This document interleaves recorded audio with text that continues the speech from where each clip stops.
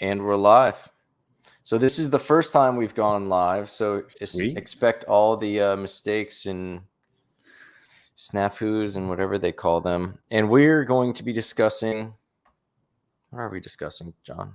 Utility, NFT utility, the importance, the possibilities, and what's it What look is for. it good for? Absolutely nothing. That was so cheesy. Well, that is one of the most important things, in my opinion, for NFTs. The three things I always look for, and there are others, but the top three things, and it doesn't have to have all of these, but very important things are brand recognition, community, and utility. So I think it's very appropriate that we've been talking about NFTs and all sorts of other Web3 stuff, specifically NFTs lately. It's important to dive into some utility, so some people are able to understand what potential it has, what to look for, and how to assess value when they're speculating their own little NFTs. None of this is financial advice. Yeah, not financial advice, not legal advice. I think that's a good little heuristic to think about when trying to figure out if any of these NFT projects make sense. Not everything needs a utility, but if you did a balancing test and something had a really good brand recognition, scarcity, utility, that one of those could make up for the other. So I think that's pretty good. You don't need all of them. I think it's gonna be pretty hard to find a project that has all three of those. But if you have one that has a really strong value in one of those three things, all right, I like it. I could roll with that. Mm-hmm. Good one, Casey. Yeah, every once in a while, blind dog finds a bone, blah, blah, blah. Yeah, so and clocks. So go ahead. What's a good utility? Like, what do you mean by utilities when you say utility? Because utility can mean a whole lot of different things. Good. Yeah, well, let's specify. So what does it do? Aside from it being, everyone, when you think of an NFT, think of like a JPEG. You think of just an image, even though it can be many more things. You could have, ownership rights to music or whatever else. So the utility is JPEGs. What else? Yeah, everyone thinks of JPEGs. Let's be honest. The utility is what else does it do? Okay, I've got the ownership of this Bored Ape. I've got the ownership of this CryptoPunk. What else do I get from that? So some examples would be exclusive access to groups, physical locations, some utilities. It can be a ticket to a thing, whether that is contact with Gary V, access to one of Gary V's friends. Through the V friends. A lot of people are aware of those NFTs. The utility behind them spans across a bunch of things. Access to them. Ty Lopez, which John is in the Ty Lopez project. Some of the NFTs give you the ability to play basketball with Ty Lopez. Some give you the ability to have lunch with Ty Lopez. Others give you access to the content and courses on his website. Some give you access to future meetups and conventions and things like that he'll be a part of. Recently, I was able to go to an IRL, in real life, an art exhibit in Miami because John and I are owners of Tunney Money, which is an NFT project that Peter Tunney produced. If you're not familiar with who Peter Tunney is, he's a very well-known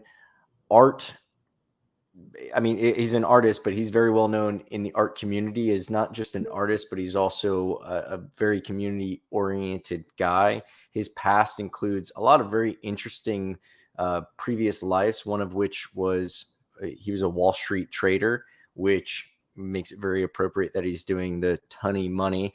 But basically these NFTs of money, which are actually GIFs, which John likes to pronounce GIFs.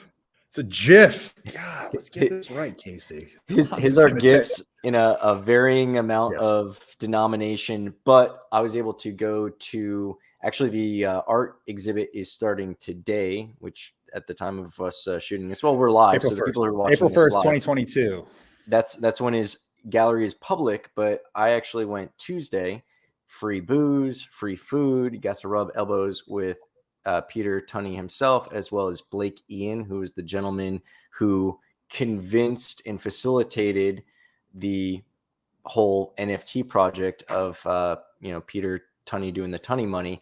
But what else was great about it is it was limited to just NFT holders. So only people who owned Tunney money were able to go to that event. So it was a very sparse normally. And for those of you who are familiar with Miami and the art scene, Wynwood is like the art epicenter of Miami, really like the southeast of the US. It's like New York, Miami, and LA. No one else really matters. Atlanta's got some stuff. Texas has some stuff, but let's talk about who matters. What are you doing here? Yeah, whatever. Miami, New York, and LA. And Peter Tunney is pretty prolific in not only Miami, but also New York, because that's where he's from. He's from Long Island or Rhode Island. I forget, one of those islands. But in any case, Wynwood is the epicenter of all of this. Wynwood Walls is like the iconic meeting place. Whenever you go down to Art Basel. Yeah. Art Basel is the big thing. It's like the street art spot. You go there. It's the center of street art, probably in the East Coast. It's maybe the US, but it's the big spot for Art Basel when you come to Miami, where all these street arts are. There's these sections they put out there. It's this industrial area that was real gritty at a point, and now it just has become this mecca for street art everywhere. And if you're ever in Miami, do yourself a favor, go to Wynwood, check out Wynwood Walls. Wynwood Walls is like Peter Tunney's home base. So that's the most iconic place in the most iconic art space, in one of the most iconic art spaces in the entire world. So that is ground zero for the art center. And what I was going to say is like, that's the landmark. When I'm at Art Basel and I'm trying to meet up with some friends, I'll see that they're at Art Basel as well.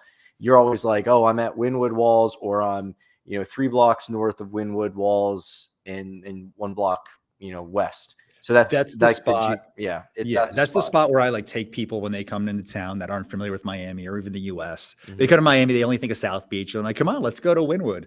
We'll go there, go to the Wynwood Walls, check everything out. Some really good food over that way. Q is probably one of my favorite foods and spots in Miami. It's right around the corner. There's really, really good food there. But to back up a bit, this utility aspect that these NFTs have, they're not like inherent within the NFT. They come from whoever is the creator, whoever's behind this community of this NFT project. And they use the NFT as a ticket to unlock whatever those features are. That's the utility. So a lot of these projects, they'll have a roadmap ahead of time that will lay out what they foresee that the NFT could serve as to give you access to. But sometimes it opens up as the project evolves, and they create these utility elements to allow people to have a place in this group and community and get more value out of the NFT than even what they thought of initially. So a couple cool projects that had that in mind. Bored Ape, you mentioned the Bored Ape Yacht Club. It's the blue chip. So everyone knows it. It's one of the more popular ones. That's one that it's really evolved a utility for their NFT, for that ape. With that, they were able to have yacht parties in Miami, big yacht parties, warehouse parties that you can go to that was exclusive to the owners of their Bored Apes. And so you have it's sometimes a +1, not always a +1. Oh, really? Oh, wow. That is exclusive. It is exclusive. And this is funny because there's an article of one journalist, I think it was at Verge, and he decided to see if he could crash a Bored Ape Yacht Club party. It was a warehouse party. How do you do? It was successful, but he had to finagle. He just reached out to everyone he could think of that would have one, and he found somebody whose boss owned one, and he talked the guy into just giving a screenshot of a QR code to give proof. And so they're waiting in line. It's in New York. I think it was during New York NFT week, and they're at this warehouse party, and they get up there, and like the bouncer couldn't give a shit, so he kicks them away. They go back, like, oh, we'll get this. And they just wait in line and they just wave them in. So they end up getting into the party, free booze, free food, like amazing DJ sets. There was great live performances. It was just a blast. And it's just a bunch of bros essentially sitting there talking about their ape, wearing it, repping it. And so that's an interesting aspect because you just mentioned the Tunney event, right? And the utility there was the ticket to get in. Yes. You had the +1 and it was limited to whoever had this NFT and who's ever in the area too, because a lot of times these owners are dispersed throughout the world. They don't have the availability to get to these events. So it becomes a really small subset of people that can go to these events. But the utility it's only as useful on a blockchain as technology allows it. to some point you have to like interact with real life people. So you have to like show it to somebody, you have to select it. So there's a real life friction point here. And so I don't know, I want to get your thoughts on this. What do you think that looks like? Because you could just get around it. Like at what point does going in an RSVP and your name down, or just showing a screenshot or a QR code, what's the best way to be able to like mend that gap and actually use it as a real ticket to get into something, especially for events? Because that's when you can just like figuratively jump the fence. Yeah, with the events, it would have to be, I would say there'd be some kind of a combination with like a two-factor authenticator type of syncing, where like at the point where I'm going through the gate, I got to pull up whatever that expiring code is. So I can't just get like that gentleman got the screenshot from his friend's boss or whatever else. That's a great example of how it could kind of be scammed. I think these events are still so new that there are a lot of those gaps, but it also takes the awareness where a lot of this information is only going to be disseminated through the private groups. Like this was only really in Discord. So just by you showing up and knowing that there's a Tunny Money event, the security would have probably just waved you in. To be honest, when we got in, we actually went in through a back door. The security guard didn't know what was going on with the event. At first, he stopped us because he knew it was a back door, but he didn't know how to get people in. We tried going in through another place, and the lady there told us that it was exit only, and they were trying to get people out of the gallery to get set up for the event. So she pointed us back down to that security guard, and I was like, dude, she just pointed us this way. So it was kind of makeshift. But like that's to be expected. And honestly, any event is going to be like that. Yeah. But I do see in the future, if it was something where like Bored Apes, especially where you only want, because the Bored Ape Society, one thing that people don't appreciate is part of the value of owning the Bored Ape is the exclusivity of who you have contact with. It's a network. The networking, because everyone in that VIP that is exclusive to Bored Ape is someone that is, even if they're not a multimillionaire, there's someone who's at least financially comfortable enough to hold on to something that is worth a JPEG that is worth hundreds of thousands of dollars. So odds are they're probably an interesting person, probably worth networking in. And now you've got all these celebrities who are like aping in and spending hundreds of thousands of dollars. Yeah, like Snoop Dogg, Post Malone, Steph Curry. Jimmy Fallon famously like was on there, Kevin Hart. I heard Neymar. I heard one of the Jenners. I don't know if it was Kylie or Kendall. I confuse them, but one of them tried to buy a pink Bored Ape from somebody, and he gained a lot of cred in the Bored Ape community by her. She DM'd him, and he blocked her. And nice. She would have paid any amount of money for it, and he blocked her for the community. I think it was probably someone who maybe had a few Bored Apes, and he realized that money really wasn't his concern at that point, but getting a little bit more notoriety among the Bored Ape group would probably behoove him. So I think that was a pretty intelligent play. It was very contentious. A lot of people were debating whether or not he should have done that. And they're like, dude, just take the money. Don't be a jerk. But it's his ape. Yeah. He can do what he wants with it. And, thinking back on my question I just gave you, if it matters that there's not a real technological way to verify that step when you're doing that transition from a fully electronic blockchain-based system to this in real life application. I don't know if it matters actually.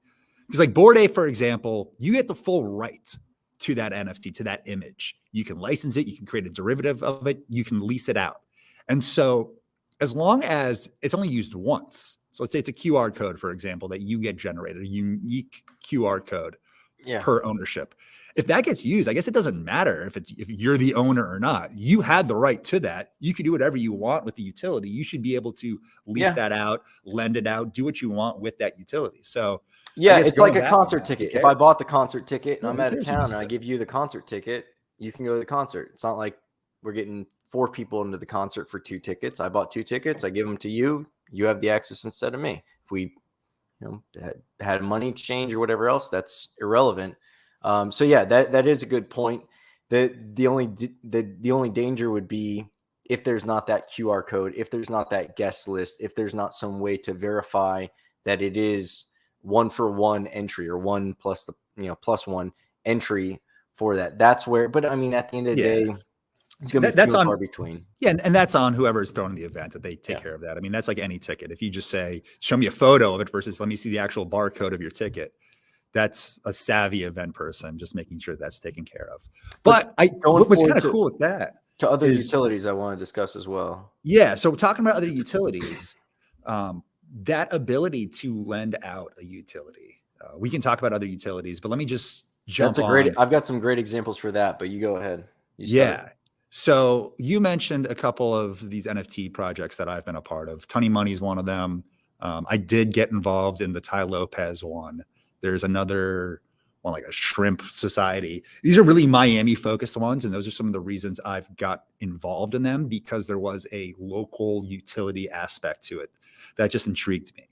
It was a connection to the Miami community that was available and was just kind of cool. So the Tunny Money one's cool. You get that art experience. The Ty Lopez one's interesting because he created a tier system. If you guys know Ty Lopez, he's like a marketing guy. He used to do he's got a library in his garage. He's got a library in his garage. He's actually probably going to be a guest quite frequently on our show.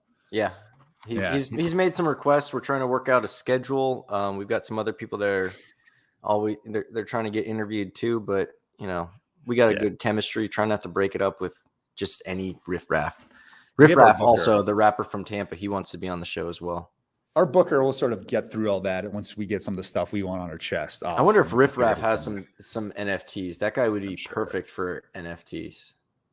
I feel like Tyler Hero would have some really good NFT game as well. Miami Heat player. So Ty Lopez, his NFT thing that he launched in the last couple of months, I think it was the month of April or March or February, whenever, of 2022. He did this one where he's trying to purchase a hotel or restaurants, and he hasn't been very clear where it was or he plans to do it, but some word has been it's going to be in Miami, which is why I got involved, because the NFT then serves as access to that club, hotel, bar, whatever it is, almost like a private club, like a Soho house.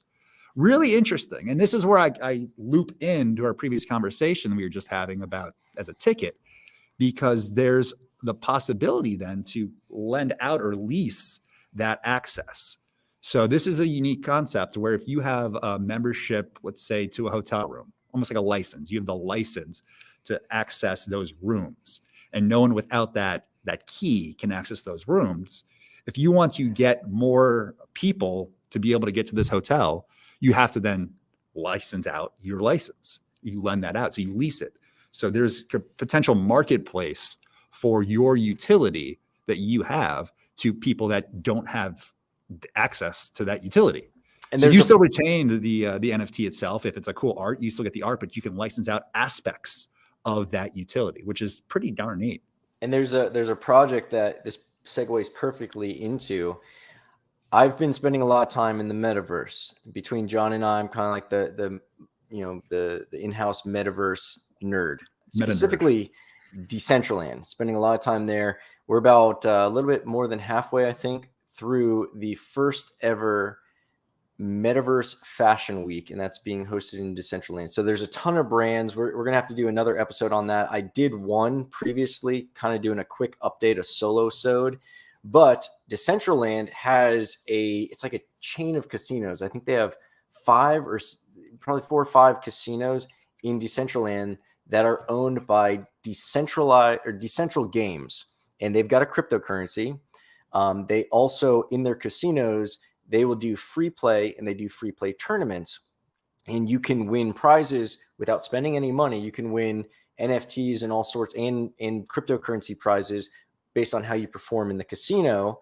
And they'll have poker tournaments, blackjack tournaments, just everyday random slot machines and all that other stuff that you could be playing.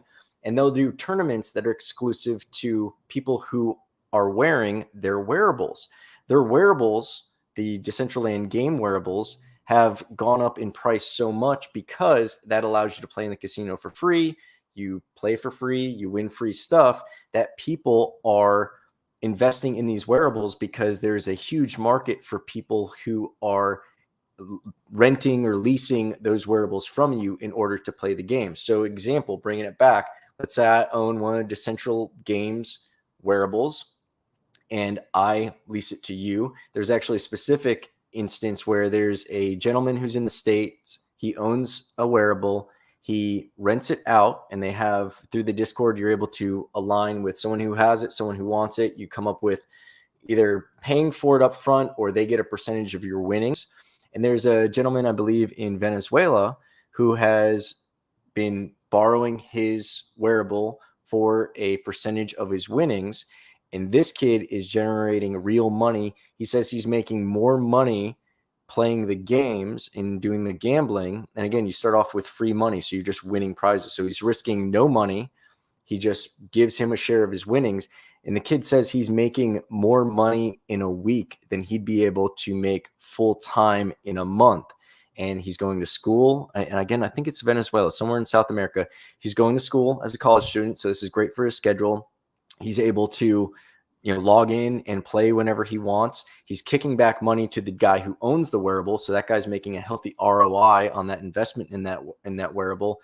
And then he is also able to help his mother and his family pay for bills. And I watched a YouTube episode where this guy is, explaining the situation that he set up. And it's very interesting because not only is this guy able to make some money, but imagine maybe if you and I were to play poker and we win, $500 a month in prizes, it's not worth us playing full time.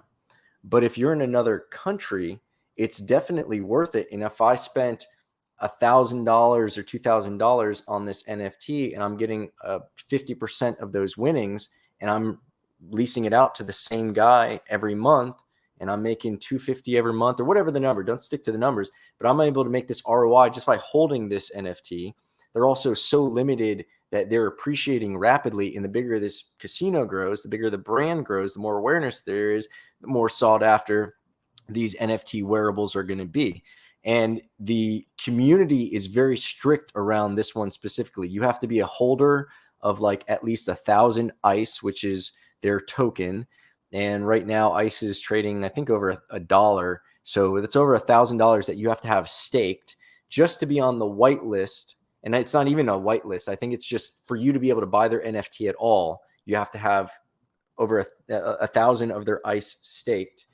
And then I think there's another tier of like 10,000, but whatever. So you have to be invested in the company holding their token, which creates value and stability in their token, just to be able to buy their NFT. And they said, I was reading, their NFTs are selling out in minutes, and their NFTs have gone from like a quarter of an Ethereum to the more recent ones have been an Ethereum. So even with that high dollar amount, they're so sought after that they're being sold out so quickly because, again, the utility behind it is you have exclusive access to these casinos and these free plays and these competitions, or there's so much value in it now that just the amount of people who are playing casino games in Decentraland, they're willing to rent it from you or split the profits from their winnings. So that's, like I said, perfect segue into to that utility, because it's kind of like what he was saying.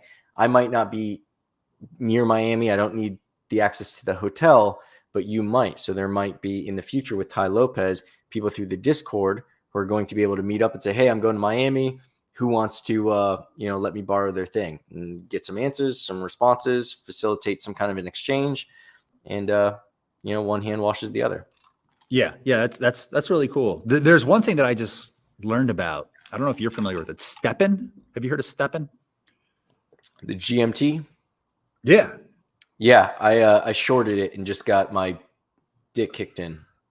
Well, that's the currency for it. But Steppen, what it is, is an NFT sneaker that rewards you for walking or running or just covering ground.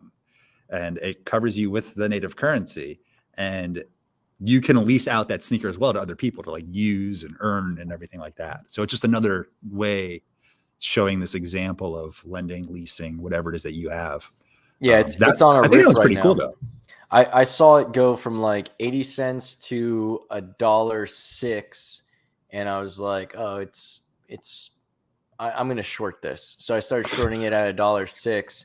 And now it's like, I last saw it at like 320. Like I lost so much money on that. Like, well, because you don't play with margin. What's actually underlying it. So what's underlying is Steppen. It's a really cool, it's an application essentially, but it has the original investors, their release date is coming up. Yeah, I think like April 8th. So the speculation is a lot of them are going to be dumping their shares on the market and crashing the price. So I was like, all right, I'm going to start shorting it.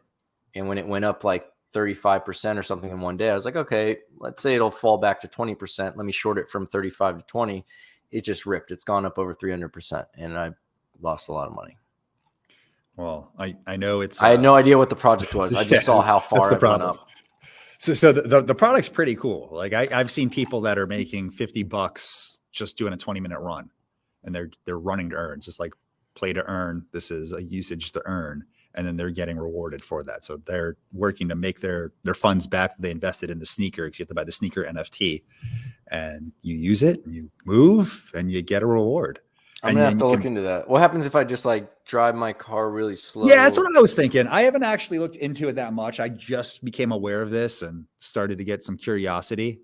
I think it's about $1,000, maybe like, I think it's 10 Solana is the price for one of the sneakers. You know, just a proposal. Let's you know, we've been talking about creating a DAO. Let's have our DAO buy one of these coins. We all share it and contribute it, and we just run throughout the day. And it's just like, man, there's like 23 hours of activity. I'll buy one of the sneakers. Yeah. This one's a beast. This guy's just a maniac. All of us just going crazy on it, just speed walking around. We'll just like hand it like a virtual baton. It's like, all right, I'm done. So if you're interested in finding loopholes, scams, and playing in the gray, this guy a Kenyan or an Ethiopian, he is just running nonstop. That's an interesting one. I didn't realize. I knew it had something to do with working out. I didn't know there was like an NFT sneaker thing. Yeah, it's NFT. Really cool. I was so anti-NFT not too long ago, and now I'm like balls to the walls NFT. It's really cool. So this is just some examples of the utilities that you have. And we mentioned Bored Ape. I know we keep harping on it. It's just one of the biggest well-known projects. So one of their unique, we can call it a utility. It's a feature.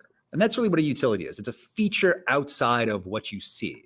What you see is the photo. That's cool. You have a community. That's cool. But anything outside of that is the utility. And so one utility. It's a perk. It's a function. It's a utility. Yeah. It's whatever it unlocks. It's a key card. And so it's utility. I mean, it's the best word for it. Mm-hmm. One cool utility that Bored Apes have is that you get the full license. And so that's not something that's super common, or at least universal for all these NFTs. For a lot of them, the artists retain a lot of the IP. Yeah. So you can't put it in your branding. I mean, you can't put it in, you can't make a shirt of it and sell it, but with Bored Apes, you can. And one thing I'll mention is Peter Tunney and Blake Ian, as I mentioned before, they're both ape owners. So Peter Tunney actually has some of the work that he's been doing for years. So his older work, and now he's got this new kind of NFT stuff. He combined it, and his older work is like these stencils of like the time is always now, or no time like the present, or whatever, like very simple but impactful phrases. And he's got within that stencil work, he now has his Bored Ape in there. So he's got his ape in a combination of his older throwback kind of work. And I saw that piece and I was like, man, that's like, if there was one Peter Tunney work that I'd want to own and hang on my wall among all of them, but if I could only pick one, if I could afford them, maybe I will. If I pick the right NFTs, it'd be that one, because it's like so poetic. Yeah, that's pretty cool.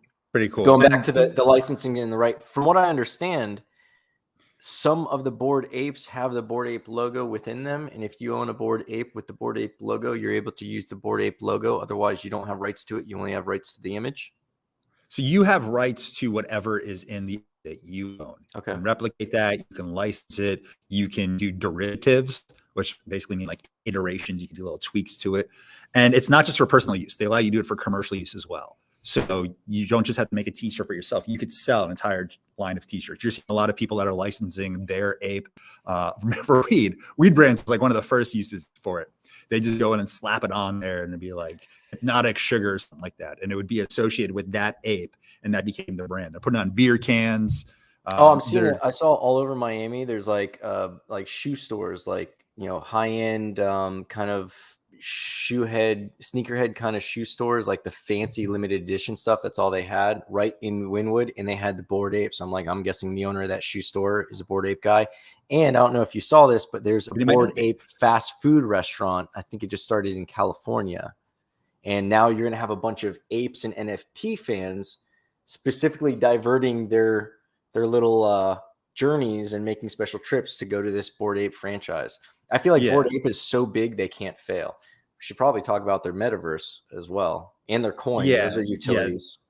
Yeah. There's a lot there. We'll probably just do an episode on that. Yeah, we'll do an episode on that. As much as I'm jealous because I'm not in it. So I would love for them to fail, but I know they won't fail. If I could get my hands on a Bored Ape. You never want anything to fail either. Like always root for success for everyone else. It's not zero sum. It's not like one I goes didn't say that. Cut that. Cut that. So those are cool utilities. And that's part of the reason that Bored Ape really jumped off really fast, because that was fairly unique when they launched. They had that aspect. It let everyone just use that. And that was utility. Like another utility. Some other projects that you're in based on the utility. Yeah. So like I mentioned, I really like the geographically focused ones that give you in real life chances and experiences. So the Peter Tunney is one, the Tai Lopez is one. I mentioned the shrimp one. There's another one that my wife is actually involved in called Tuttle Tribe. It's another Miami focused one, but it's a women focused one. So it's based on Julia Tuttle, who was like one of the founding women of Miami. And so it's based on her. Miami. She birthed it. Just birthed it. And the membership, then, if you have the NFT, it gives you access to these like women empowerment, women in Web3, virtual educational events, conference tickets, like boot camps, academies. And they also help support each other with jobs, working in Miami, all these cool things. So like, that's just a cool utility that she has. And it's a very women-focused one as well. With those, a lot of times too, just real quick in Miami, all these events, and we mentioned NFT week, you have like crypto week, a lot of these communities, your thing works as a key to some of these like parties and events and secret rooms and houses and after parties. So that's a utility that's very common for a lot of these projects. What were you gonna say, Casey? Well, it's funny that you mentioned a lot of those things were related. So at the Peter Tunney event, we were speaking with a woman named Joyce, and I don't know exactly what she does. She said that she's in the NFT space and she's kind of doing a lot of research. She does own a lot of NFTs. She owns a Beeple. But one thing that she mentioned is not only is she also a promoter or a supporter, I should say, of women focused and women run themed whatever NFT projects. But we are also getting into the conversation, which I thought was interesting and it gave me a new perspective, because she said that she felt NFTs are a very local they have a very local kind of value. And when I first got into NFTs and POAPs, my big struggle was trying to make it a local thing, because I always like helping local businesses. I'm local business owner, very much in the community. I've got a lot of friends who own restaurants and gyms and all sorts of other local businesses. So they don't care about attracting an audience from Dubai or California or anywhere else. They got to have someone within their radius. They got a physical building here. If I got a restaurant that's only in Boca, I don't care about having an audience in Zimbabwe. I want to have people here. And that was one of the things that I found was difficult for helping restaurants locally adopt or see the value in adopting NFTs, is because it's largely like a global type of attraction or audience that you're going to have. And she was arguing that her perspective was that it's very local. So what I'm seeing now is I think eventually a lot of the best use cases are going to be, not all of them, but I think a lot of amazing use cases are going to be for local businesses. The reason it's not there yet is simply because of adoption. Because imagine you being a supporter of a local restaurant, and as a thank you for you being a patron the first month, they give you an NFT that gives you a locked in price for appetizers or a free appetizer once a month or something like that, because you supported them, or a local restaurant group or a local gym. We've discussed DAOs and POAPs and NFTs and other applications for local businesses. But I think that's where this is definitely going to go. Not to say that you can't have like a Tai Lopez type of thing that is attracting people worldwide, but then we'll bring it back to the fact that even though he has the ambition to buy multiple hotels and clubs and whatever else, they're all going to be local. If you're not in Miami, you don't take a trip to Miami, there's a limitation on that value that NFT would have. You wouldn't be interested in that one. And if you don't care about having access to his courses or playing basketball with him or whatever the other NFTs are, now you're not a supporter of that project. Whereas, like I said, once it becomes a more comfortable and ubiquitous thing, phenomena, whatever, we're going to see a lot more NFTs and cryptocurrency and blockchain technologies, Web3 stuff in general, saturate local markets. Right now, it's just few and far between. Yeah. And it doesn't. What are your thoughts on that? Where do you think it is locally? Because I know you're looking specifically for the local value. So I appreciate the local value. So I think I will value something greater than the majority of people do because of that local value. Not everything is based on a speculation, should be based on, is it going to go to the moon? Will this be the next Bored Ape? Will this be the next CryptoPunks? Some things can be valuable based on what it is that they help you unlock. If it's a network, if it's an experience, if it's an educational opportunity, that value to me is worth NFTs a lot of the time. Sometimes it's not, but a lot of times it is. And so a lot of that is a local based thing, but it doesn't have to be. Some of the stuff can be global, reachable events. So you can have web events, you can have interactive educational exposures. You can also have some big franchises that have in real life locations, but on a global scale. Yeah. So private clubs are a great example. The Soho House, which I mentioned, is something that Tai Lopez thought that he could create an NFT version of Soho House. If Soho House made their membership an NFT and the utility was the admissions to it, that's a great thing because then it's tradable. You don't have to worry about getting locked into something, being stuck and not using it. If you don't use it, you can sell it and there's a market for it. And chances are the value, at least in the way this market's been, you're going to get more value than you would have otherwise. So there may even be an appreciation to it. So you have an asset instead of a service that you paid for and you may not use. So I think that's a really cool way to look at it. For whatever these national things, hotels, like we mentioned, Tai Lopez is trying to do this with a hotel, but imagine Hilton doing that or Marriott. Instead of having a Marriott Bonvoy account, you had a Marriott Bonvoy NFT.